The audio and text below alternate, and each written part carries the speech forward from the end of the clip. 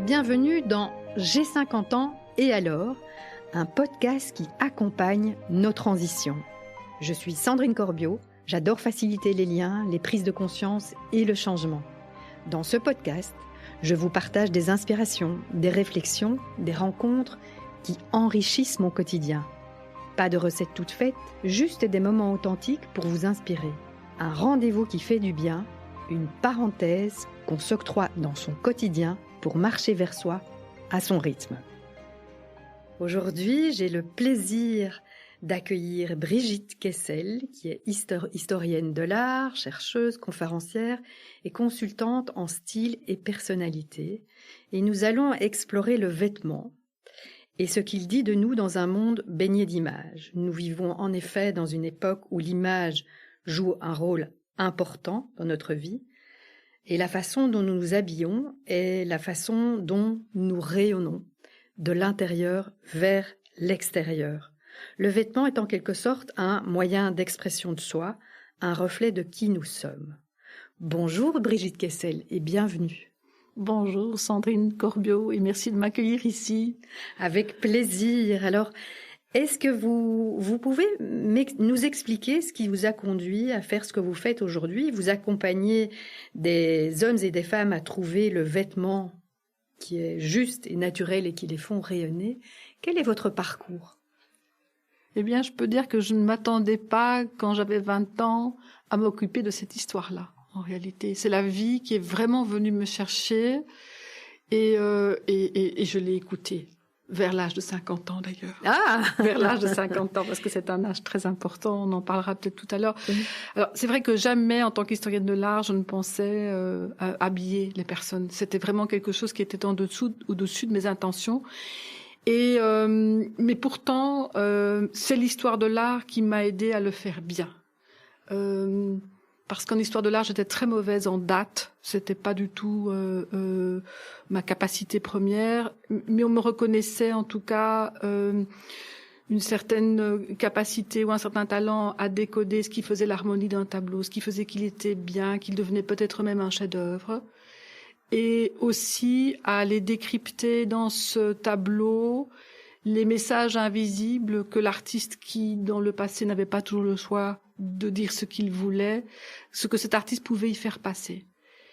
Et au fond, Sandrine, c'est ce que j'utilise aujourd'hui pour habiller les gens, les personnes du mieux possible et pour qu'ils puissent prendre leur place. C'est vraiment, j'ai été rechercher dans cette formation de base ce qui allait m'aider à les accompagner. Alors, c'est vrai que j'ai eu une carrière très différenciée. J'ai travaillé dans la publicité, à la télévision, à la Fondation Rabaudouin, et parfois il y avait des codes vestimentaires qu'on imposait. Et parfois pas du tout. Et les gens devaient le deviner. C'était parfois inconfortable, mais j'ai vu que partout c'était important.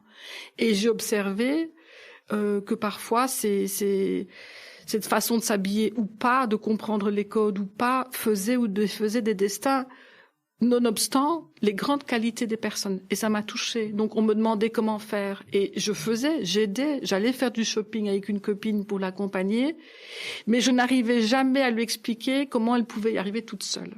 Et c'est ça qui m'a challengée, en fait.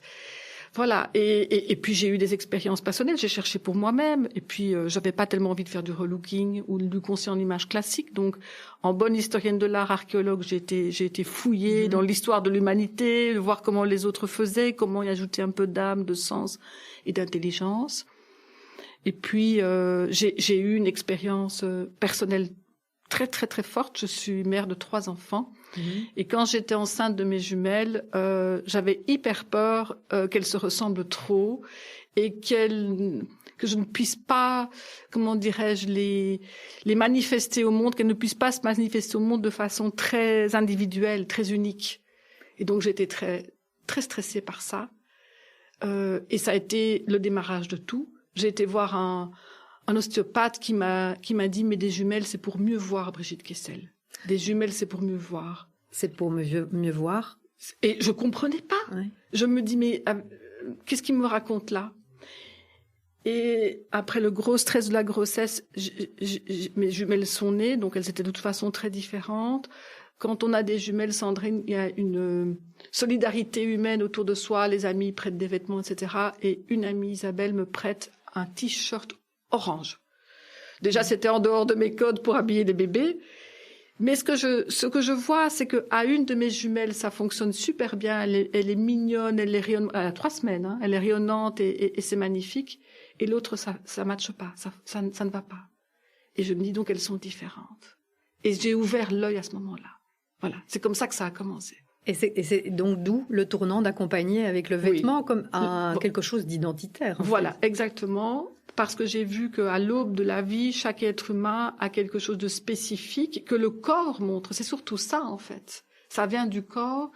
Et d'observer ces enfants qui étaient tout purs, tout frais, tout neufs dans la vie, avec déjà des différences incroyables, me permettait de les habiller, donc d'avoir une attention très particulière à chacune d'entre elles pour ce qu'elle était et ce qui lui allait. En fait, ça passait par ça, ici. Donc le vêtement a été un moyen de les découvrir. Oui, voilà. Et puis ça n'a pas cessé parce qu'à ce moment-là, j'ai fait des recherches supplémentaires. J'ai eu la chance de rencontrer des personnes qui s'intéressaient déjà à cette dimension du vêtement. J'ai continué. Et puis à un moment donné, c'était en 2013, j'ai créé ma méthode et je l'ai fait connaître. J'ai commencé à accompagner. Et aujourd'hui, je la transmets à des personnes qui l'ayant reçue pour eux-mêmes ont envie de la répandre autour d'eux aussi, en fait. Et alors, c'est quoi votre méthode ? La méthode pour habiller les gens, les personnes, c'est de regarder le corps. C'est de voir comment il est fait. Et ce corps est hyper précieux parce que il possède des clés, des indicateurs qui vont nous dire des choses très importantes sur ce qui lui va et ce qu'il dit de nous. Alors, le corps, il a plein de caractéristiques, mais il y a une grille de lecture, en tout cas la mienne, qui fait que je vais regarder la couleur de ce corps, la carnation de la peau, des yeux, des cheveux, son énergie, est-ce qu'on bouge rapidement, lentement ou pas du tout, sa forme, est-ce qu'on est grand, petit, rond, osseux, charnel.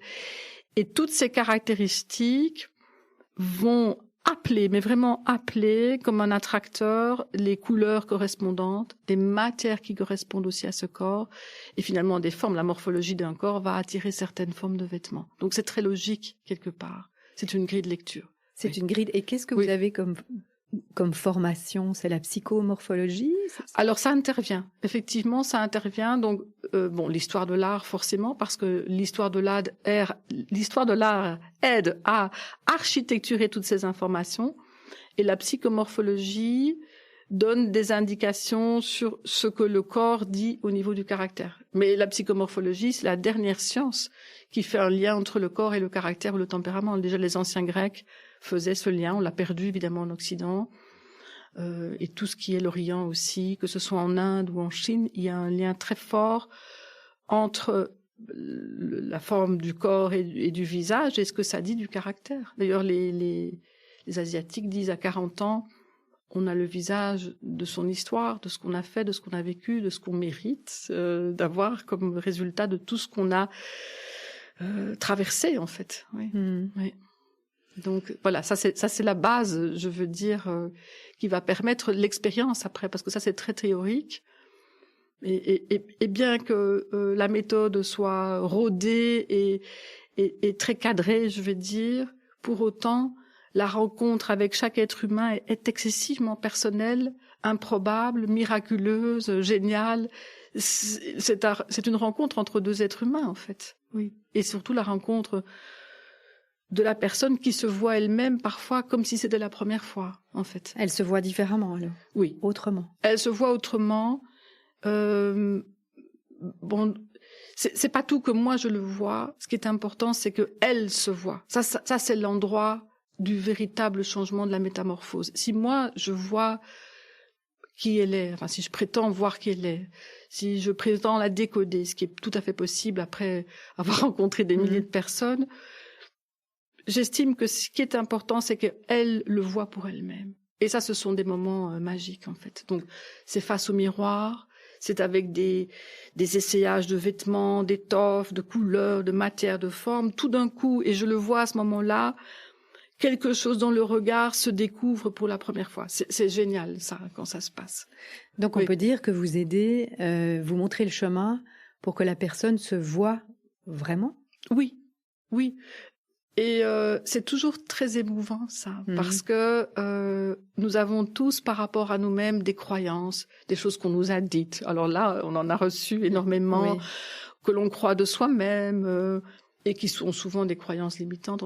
Quel genre de croyances on peut avoir vis-à-vis de soi, qui nous limitent? Alors ça peut être des choses très simples, comme cette couleur ne te va pas alors qu'elle va merveilleusement bien, ou tu ne devrais pas montrer cette partie-là parce que c'est pas juste, ou tu ne sois discrète, ça vaut pas la peine de te montrer, des choses comme ça. Mais c'est surtout des choses qui vont freiner par rapport au confort et à l'aisance et à l'amour de soi, en fait. C'est ça. Et donc ce sont des choses qui peuvent très rapidement changer parce que puisque je suis là comme témoin à côté de la personne pour la guider, c'est vraiment très délicat, on peut rien forcer. La rencontre se fait tout d'un coup et c'est ah oui. Et il y a très peu de mots pour décrire cette rencontre-là. Elle est magique, elle est alchimique, elle est cellulaire et on l'a fait une fois là. Oui. Et donc la personne se voit vraiment elle autrement. Se voit vraiment, oui. Et chez vous, alors, ça fait quoi? Qu'est-ce que ça vous procure comme... C'est magnifique. C'est ça qui fait la joie de votre travail? C'est de voir que la personne se transforme? Oui, c'est vraiment une joie très profonde.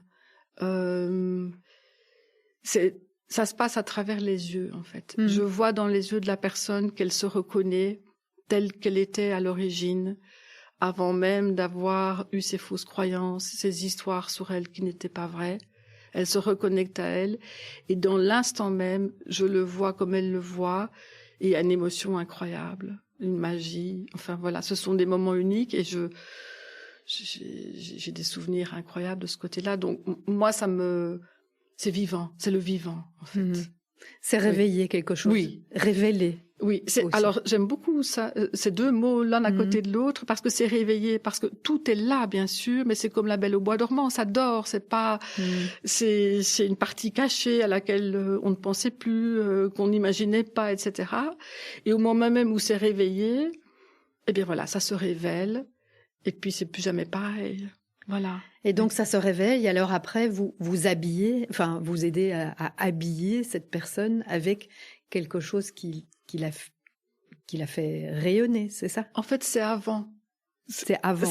C'est étrange de le raconter comme ça, parce que c'est parce que on habille cette personne d'une certaine manière que tout d'un coup, elle va se voir telle qu'elle est véritablement dans son essence, en fait. C'est ça qui est intéressant, en fait.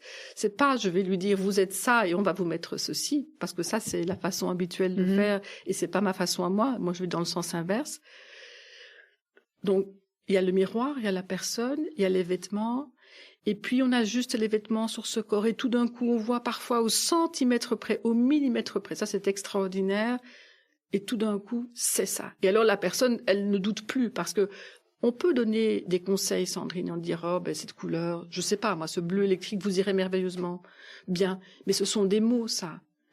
Quand on le voit soi-même, donc on habille et ça dit quelque chose de ce qui nous va et ça dit quelque chose de qui on est. Mais là, alors ça peut paraître très hermétique quand on le dit comme ça, mais c'est parce qu'il y a un lien entre certaines couleurs et ce que ça dit de la personnalité, du caractère, du tempérament, entre certaines matières, certaines formes. Il y a des liens qui sont faits, des liens symboliques, et ça, je les partage aussi, évidemment. Ça peut paraître théorique quand on l'évoque ici, mais en fait, on sait ça.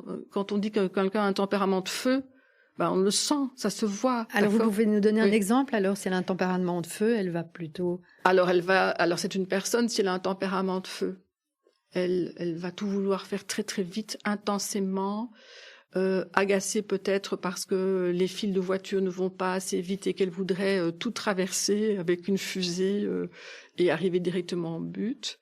Alors ce tempérament-là, et on le teste toujours bien sûr devant le miroir, va être mis en valeur par des paillettes, des sequins, des choses qui tiennent, des choses qui brillent, des choses qui font du bruit. Alors que quelqu'un qui aura un tempérament, vous savez, solide comme un roc, à l'économie de ses propres ressources, va être beaucoup plus sobre, on ne bouge pas, on ne dit que ce qu'il faut, on calcule chaque geste pour qu'il soit efficace. Et voilà, enfin, ça va être la différence, c'est ce qui me vient maintenant entre Madonna et Lino Ventura. Vous voyez ce que je veux dire? Oui. C'est juste ça, en fait. Il y en a une, c'est un feu d'artifice qui ne s'arrête pas. Et lui, il faut les tirer les mots et les gestes. Mais quand ils sont là, c'est bam. Voilà, c'est bam. Voilà, c'est ça en fait. Et quelle grille d'analyse alors vous utilisez pour les personnalités? Parce qu'on a parlé de la psychomorphologie, et pour les personnalités, c'est... Alors, je n'utilise pas la psychomorphologie. La psychomorphologie est à l'instar de l'histoire de l'art et d'autres choses que j'ai apprises. Ça a nourri ma méthode, mais ma méthode, c'est donc, on part du corps, on décrypte ce corps avec les couleurs, les matières et les formes qu'il contient. Elles vont appeler des choses en termes de couleurs, de matière et de forme de vêtements. Et elles vont dire de l'autre côté, sur l'autre versant, quelque chose du caractère. Donc, ce n'est pas de la psychomorphologie. C'est inspiré par ça, mais c'est une grille de lecture que j'ai mise au point. Et donc, du côté des couleurs, je vais travailler symboliquement avec des couleurs dorées ou argentées. C'est la méthode des 4 saisons, printemps, été, automne, hiver. Du côté de l'énergie des matières, c'est la terre, l'eau, le feu. La terre, l'air, l'eau, le feu et l'air, voilà, c'est ça. Et du côté des formes, la ligne, le carré, le cercle et le triangle. Et donc, ça dit quelque chose des vêtements à porter et du caractère que ça révèle.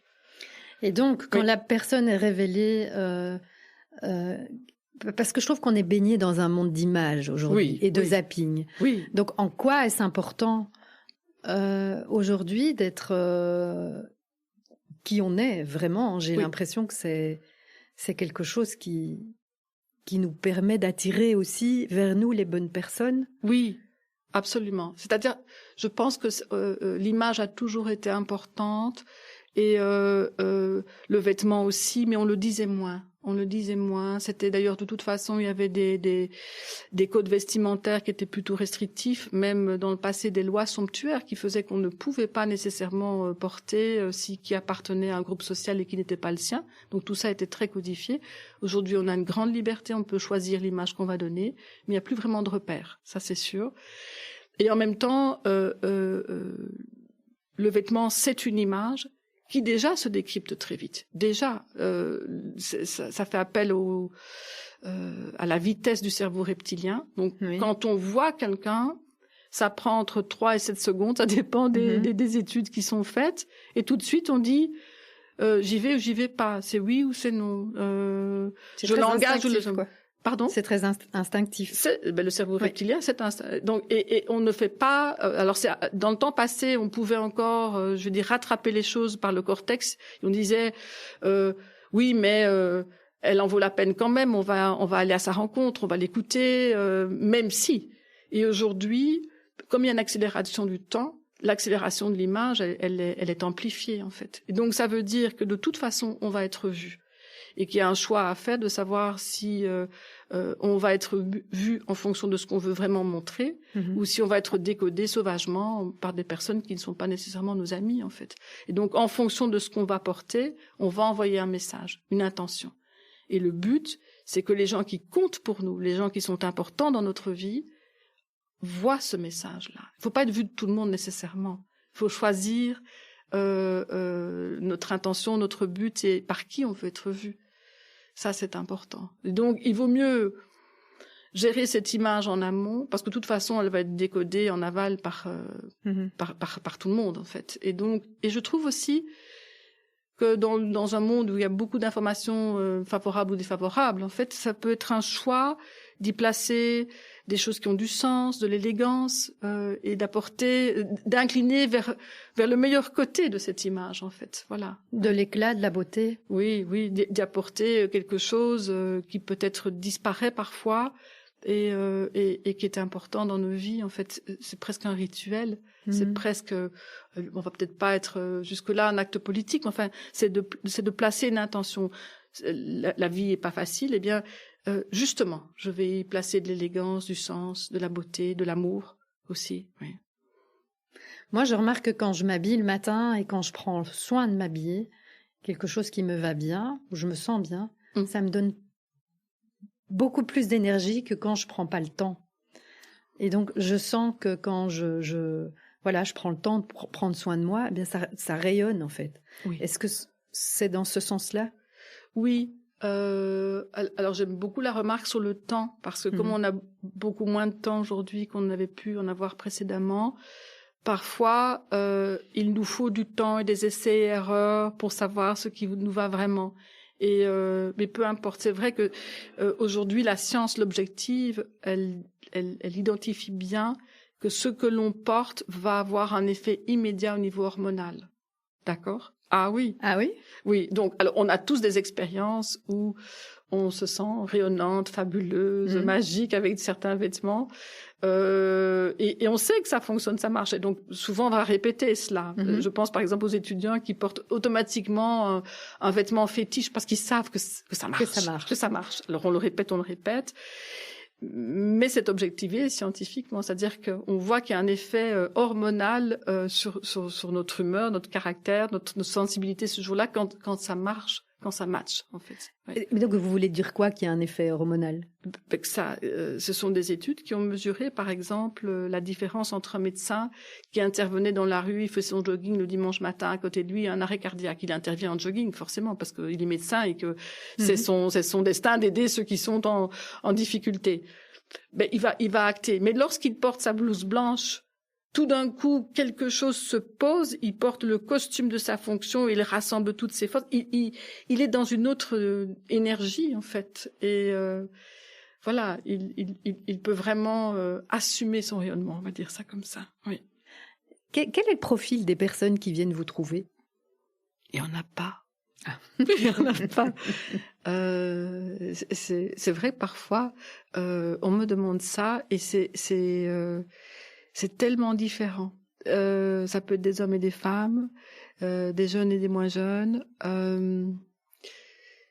Je travaille à Bruxelles, à Paris, à Genève, à Barcelone, à Luxembourg. Donc, en fait, ce sont des personnes soit qui se rendent compte consciemment de l'importance du vêtement, soit qui le pressentent.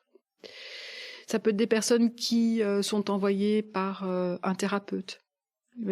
Voilà, il y a un travail qui est fait et on va l'accomplir. Ça peut être une entreprise.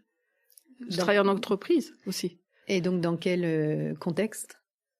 On doit coacher des dirigeants et ces dirigeants sont mis face à des challenges nouveaux.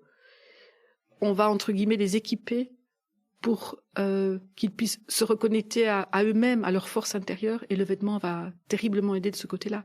Ça peut être des écoles, je travaille par exemple avec des écoles de business à Paris. Les diplômes, ça ne fait pas l'ombre d'un doute qui vont être obtenus, les CV vont être merveilleux, et la touche finale, c'est de montrer dans l'emballage qu'est ce vêtement, dans l'apparence, tout ce qui est là à l'intérieur comme talent, en fait. Donc, c'est parfois des personnes qui vont être confrontées parce que la vie les y oblige à des prises de conscience très fortes. Et puis, on va accompagner ça, en fait. Donc, c'est très, très, très variable. Oui. Parce que quand on parle du vêtement, en fait, c'est assez superficiel, le vêtement, finalement. Mais quand je vous écoute, c'est pour ça que je vous ai invité. Ça, c'est une croyance. C'est pour ça que il y a une telle profondeur dans ce que vous dites. Donc, quelles sont les croyances qu'on a par rapport aux vêtements? La première, c'est celle que vous venez d'énoncer ici, c'est que c'est superficiel. Et c'est en fait l'inverse. On pense que c'est superficiel. Je sais pas d'où ça vient, parce que c'est pas le cas dans toutes les civilisations non plus. Mais voilà, de ce côté-ci, ça peut être pris comme superficiel. Et donc, c'est parfois la dernière chose à laquelle on fait attention, et pourtant, c'est la première chose que l'on voit de vous quand on vous rencontre. Parce que le vêtement participe de tout un langage qui est non-verbal. Et dans ce langage non-verbal, il y a la voix, la posture, l'attitude, et ce vêtement. Alors bon, vous connaissez peut-être ces chiffres qui sont mis sur la table généralement quand on parle de communication. 93% d'un message est non verbal et le contenu c'est 7%. Et ça provoque effectivement des inversions massives, c'est-à-dire qu'il y a des femmes merveilleuses qui disent je veux être aimée pour qui je suis, mais qui ne se montrent pas, et donc voilà, ou des personnes très qualifiées qui ont beaucoup de talent. Et puis il faut aller les chercher en fait. Or l'arène de cette vie sur Terre est quand même assez rude, et donc il faut se faire rencontrer le fond et la forme. Ça c'est très important. Mais c'est vrai qu'il y a plein de croyances. Alors il y a d'autres croyances qui vont dire c'est pas une priorité, ça n'est que pour les gens importants, ou ça coûte cher, ce qui est faux. Ce qui coûte cher, c'est de pas savoir ce qui nous va. On peut acheter tellement de choses qui nous vont pas, et les chiffres sont dramatiques. C'est entre, en général, on estime qu'une femme européenne va porter entre 22 et 30% de sa garde-robe. Tout le reste, c'est du gâchis. Ce sont des pièces qui sont mal achetées parce que voilà, on s'est laissé influencer, parce qu'on a suivi un mauvais conseil, et voilà. Alors parce qu'on consomme aussi beaucoup. Oui, on consomme parce qu'on est influencé à consommer, et comme on achète mal en amont, on le paye cher en aval, parce qu'on a des garde-robes, on va dire j'ai rien à mettre, mais parce que les choix n'ont pas été conscients au départ en fait. Et notamment ça va provoquer des hésitations le matin, parce que c'est vrai que le matin on va essayer de trouver quelque chose qui nous va en fonction de ce qui va se passer dans la journée, et parfois il y a des choix cornéliens, des hésitations shakespeariennes, on se demande mais quoi, et on arrive tout effrité à ce rendez-vous qu'on voulait merveilleux. Vous voyez ce que je veux dire? Oui. Voilà. Donc c'est vrai que c'est souvent après qu'on me dit si j'avais su, je l'aurais fait plus tôt. Parce que il y a toute une sensibilisation à porter ce message que ce que l'on croyait anecdotique est en fait terriblement puissant. Terriblement puissant. Nous sommes dans un monde de matière, en fait, et il faut approcher cette matière comme étant, comment dirais-je, la forme de notre incarnation. Donc il faut célébrer cette matière aujourd'hui. Toutes les démarches par rapport au corps, à la santé, enfin tout ça participe de ce même mouvement, que on ne peut pas fuir notre condition, et le vêtement en fait partie. D'abord, c'est la seconde peau. C'est la dernière peau. Donc il doit accompagner ce corps qui nous permet d'incarner notre vie, notre mission, ce qu'on a à accomplir sur cette terre en fait. Oui. Et c'est quoi 50 ans dans la vie d'un homme, d'une femme pour vous? Ça signifie quoi? C'est une merveille. C'est en fait 50 ans, d'ailleurs les traditions le disent souvent, c'est vraiment un moment solennel dans la vie d'un être humain. Bon, chaque dizaine dans une vie a son importance, mais 50 ans, on a déjà fait beaucoup de choses, et on se dit c'est maintenant ou jamais. Donc on célèbre sa propre expérience, sa propre identité, on la dit, on la partage. Il y a une audace en fait, je trouve, à 50 ans, parce qu'on sait qu'après c'est encore différent. Et là c'est vraiment un âge où on peut vraiment manifester qui on est, avec beaucoup de joie. Et par ricochet, cette joie que l'on va vivre à l'intérieur de soi, d'être en amour avec soi-même, heureux d'être qui on est, se dire « Ah, la vie va vite, mais voilà, je la vis pleinement », ça va par ricochet faire beaucoup de bien autour de soi. Parce que ça, c'est une autre croyance, j'y pense maintenant, c'est « Ah oui, mais je peux pas briller parce que alors je vais faire de l'ombre aux autres ». Non, pas du tout. Moi, je remarque en tout cas... et ça participe vraiment de mon expérience avec des personnes qui viennent me voir, quand elles sont révélées à leur propre beauté, à l'amour d'elles-mêmes, ça me fait un bien fou. Et donc, je vois que c'est quelque chose de contagieux, en fait. Et c'était Myriam Williamson qui avait écrit ce très beau discours qui a été redit par Nelson Mandela aussi, c'est « Notre propre lumière nous fait peur ». Or, en réalité... Une fois qu'on a accès à cette lumière, qu'on la manifeste, c'est une façon d'influencer le monde, de montrer le chemin à ceux qui sont autour de nous et qui n'auront qu'une envie, c'est de faire la même chose. C'est un mouvement contagieux d'amour et de beauté. Voilà comment je le vois en tout cas. Oui. C'est très inspirant et ça fait du bien d'entendre ça. Et donc on pourrait dire que vous aidez à la personne à briller, en fait, à oser briller.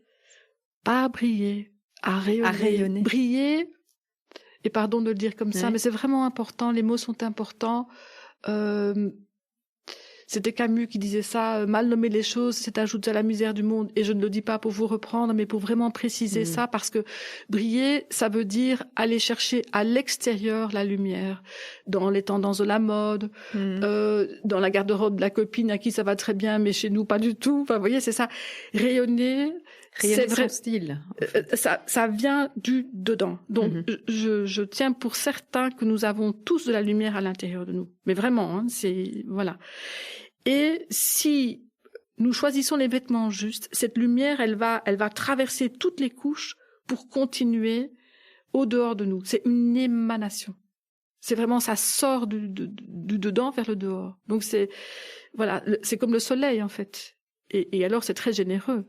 Ça touche. Briller, ça nous fait dépendre de quelqu'un d'autre ou de quelque chose d'autre.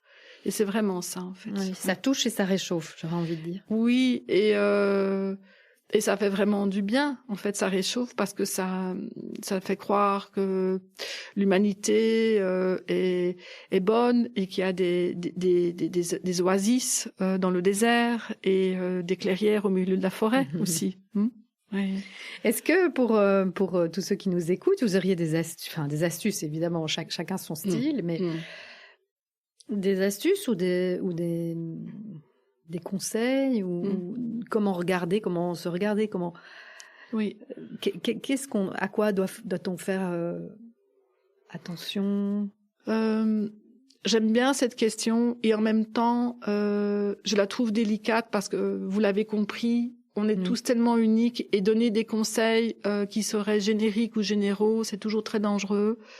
Chaque rencontre est très personnelle et c'est ça toute l'histoire, toute l'affaire. La première chose, c'est de ne pas imiter, de ne pas penser que parce que ça va à l'un, ça va à l'autre. Donc ça nous oblige automatiquement à nous regarder, à faire ce retour vers soi. Alors c'est souvent des essais et des erreurs, mais ça, à bien se connaître, du dedans et du dehors, en fait. Ça c'est indispensable. Parce qu'on n'a pas tous le même rayonnement? Non, on n'a pas tous le même rayonnement. Je vous racontais cette histoire très personnelle de mes jumelles, mais je le vois autour de moi.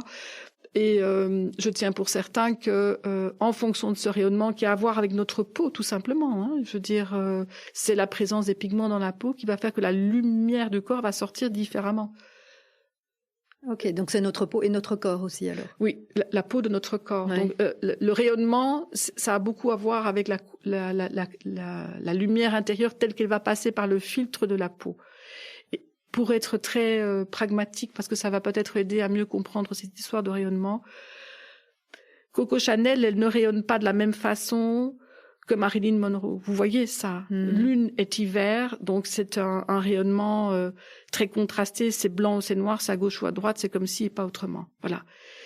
Et Marilyn Monroe, c'est la lumière prime sautière. En fait, elle est printemps, donc c'est pur, c'est rayonnant, c'est fragile et joyeux à la fois, c'est tendre. Enfin voilà, ce sont des rayonnements différents.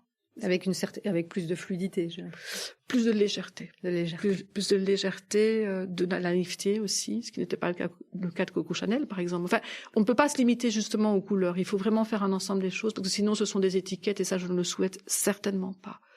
Mais donc c'est apprendre à se voir et à se voir dans son unicité. C'est aussi investir dans des choses qui vont être de qualité en fait, parce que aujourd'hui, les chiffres que je vous donnais dataient d'avant le Covid. Bon, aujourd'hui c'est tout à fait différemment. Il y a eu des effondrements de garde-robe. Toutes ces personnes qui se sont retrouvées confrontées dans leurs appartements à des garde-robes énormes, mais trop importantes, ont commencé à faire des tris, à alléger, à vouloir de la simplicité, à vouloir de l'essentiel en fait. Et donc investissez dans des belles choses, des belles matières qui vous correspondent vraiment. Parce qu'une fois qu'on sait ce qui nous va, ça va être compliqué de le trouver entre nous. Et automatiquement, on va moins acheter déjà. Donc c'est une démarche qu'on peut faire en amont de tout. Peu mais bien, qu'on va accessoiriser éventuellement. Avec un objet, un accessoire, une broche, des boucles d'oreilles, que sais-je, mais qui va faire toute la différence. Parfois, les personnes sont obligées de porter des uniformes où il y a des dress codes très contraignants. Et la revanche, ça va être des boucles d'oreilles de dingue, ou bien pour les hommes une pochette qui va dire, ou un bracelet de montre. Oui, je porte le costume sombre, ne vous inquiétez pas, mais voilà, ce bracelet de montre, je sais pas, orange ou bleu clin, tout d'un coup va dire, mais je sais qui je suis. Vous voyez? Oui. Voilà. Alors ça devient un jeu, c'est très agréable en fait. C'est ludique, c'est agréable à faire.